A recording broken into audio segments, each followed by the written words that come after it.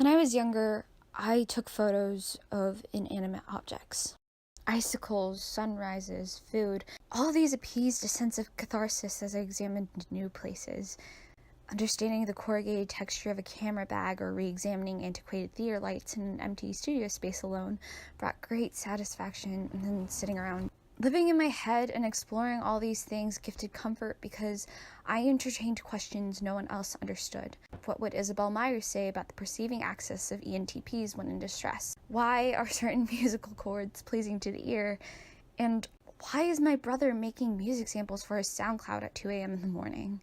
Through my camera and my writing, I learned to understand people. I watched the intermingling mix of inhabitants dangle their way across the Mojave Desert.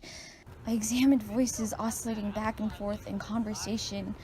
I watched as houses passed by, somehow wishing to be there in the moment, but also not be there. There's this sense of in between being somewhere and being a part of something tangible, but it's out of your grasp, and the only downside is revealing yourself to a group of strangers and staring into their eyes unapologetically. There's a difference between something existing in the mind and something which exists now in front of you.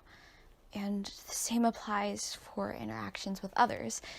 You can't just constantly idealize something. You can't worry. You can't stress over anything. You're just simply there. You aren't thinking or planning anything except for what is in that moment. Just laugh with people and talk and just doodle over their noses. The people you spend time with make things interesting as life goes on. There are many, many unflattering angles and sticky notes.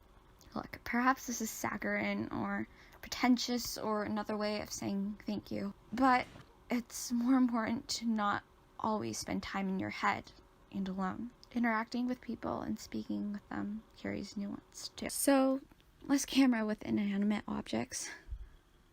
People are much more interesting to interact with anyways.